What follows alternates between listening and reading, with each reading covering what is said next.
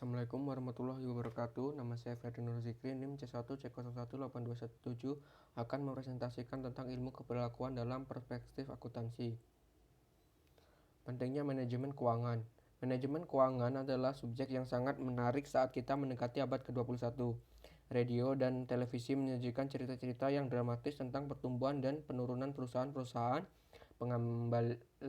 pengambil alihan perusahaan, dan berbagai jenis restrukturisasi perusahaan. Untuk dapat memahami perkembangan untuk ikut serta di dalamnya secara efektif diperlukan pengetahuan mengenai pengendalian keuangan. Pentingnya prinsip keuangan ini digarisbawahi dengan adanya perkembangan dramatis yang terjadi dalam pasar keuangan. Yang berikutnya, fungsi keuangan.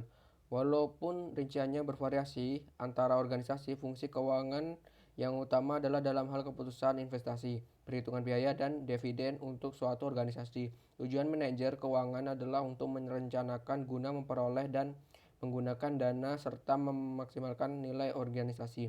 Fungsi keuangan dalam organisasi biasanya dipisahkan menjadi dua jabatan, yaitu yang pertama bendahara. Bendahara bertanggung jawab atas perolehan dan pengamanan data. Tanggung jawab seseorang bendahara biasanya meletak pada pengadaan dan pengelolaan uang tunai. Meskipun tanggung jawab pembuatan laporan berada di tangan controller, bendahara pada umumnya membuat laporan mengenai posisi arus kas harian dan posisi modal kerja, membuat anggaran dan melaporkan informasi arus kas dan informasi uang tunai. Yang berikutnya, administrasi pembukuan atau akuntansi. Bidang tanggung jawab controller meliputi akuntansi, pelaporan, dan pengendalian. Fungsi pokok controller adalah mencatat dan membuat laporan mengenai informasi keuangan perusahaan. Yang berikutnya, definisi pengendalian keuangan. Pada umumnya, pengendalian didefinisikan sebagai suatu inisiatif yang dipilih yang akan mengubah kemungkinan dari pencapaian hasil yang diharapkan. Definisi pengendalian telah didasarkan pada konsep kepercayaan dan konsep kemungkinan. Di antaranya umpan balik mekanikal versus respon perilaku. Yang berikutnya, perluasan konsep-konsep tradisional. Pengendalian terpadu. Secara formal, sistem pengendalian komprehensif merupakan suatu konfigurasi yang saling melengkapi, yaitu subsistem formal yang mendukung proses administratif. Ada 3 tahap proses administratif dan implementasi pengendalian, yaitu yang pertama perencanaan, yang kedua umpan balik, yang ketiga interaksi pengendalian. Yang berikutnya, faktor-faktor kontekstual. Konteks dapat menjadi penting untuk keberhasilan dalam mendesain dan mengimplementasikan sistem pengendalian keuangan yang mengacu pada serangkaian karakteristik yang menentukan susunan empiris dalam sistem pengendalian yang akan ditetapkan. Berikut ada ukuran, stabilitas lingkungan, motif keuangan, faktor-faktor proses. Yang berikutnya, pertimbangan-pertimbangan rancangan. Untuk memprediksi kemungkinan keberhasilan, para desainer akan mencari cara untuk menemukan hubungan sebab akibat yang dipercaya bersifat nyata dalam lingkungan sehingga memiliki kemampuan untuk mengantisipasi konsekuensi logis yang dapat dihasilkan dari penambahan suatu pengendalian atau aturan pengendalian. Di antaranya antisipasi terhadap konsekuensi logis, yang kedua relevansi dengan teori agensi, yang berikutnya pengelolaan perubahan. Yang berikutnya, pengendalian dalam era pemberdayaan. Kebanyakan pengendalian diartikan secara sempit seperti mengukur kemajuan terhadap rencana untuk menjamin pencapaian tujuan yang telah ditentukan.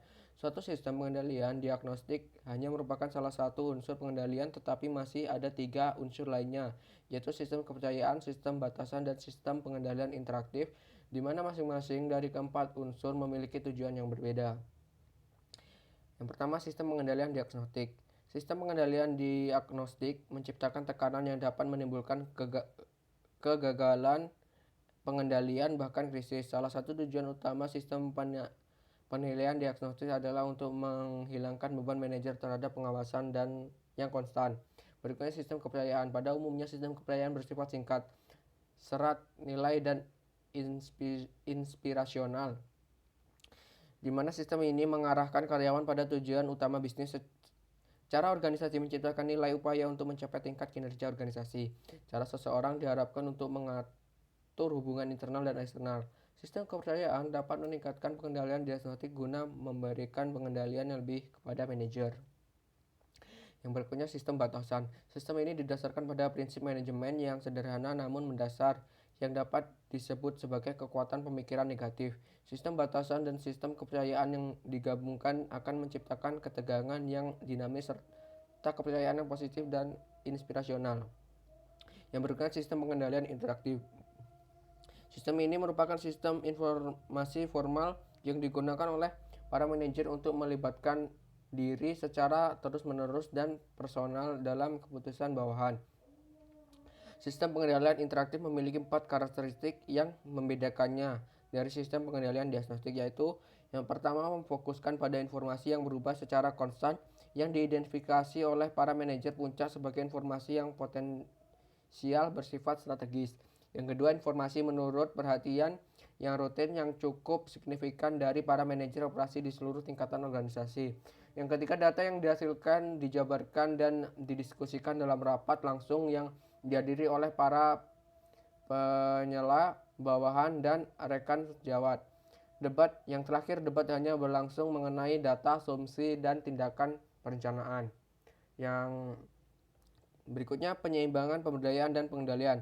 Manajer yang efektif akan memberdayakan organisasi karena mereka percaya pada potensi dasar manusia untuk melakukan inovasi dan menambah nilai. Manajer yang baik bekerja secara konstan untuk membantu para karyawan meningkatkan potensi mereka di perusahaan kecil. Para manajer melakukan hal ini secara informal.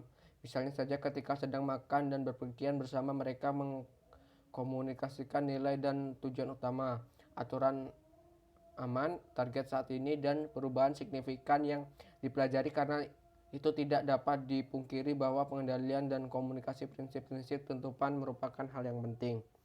Mungkin itu saja yang dapat saya sampaikan, kurang lebihnya mohon dimaafkan. Saya akhiri, wabillahi taufiq wal hidayah. Wassalamualaikum warahmatullahi wabarakatuh.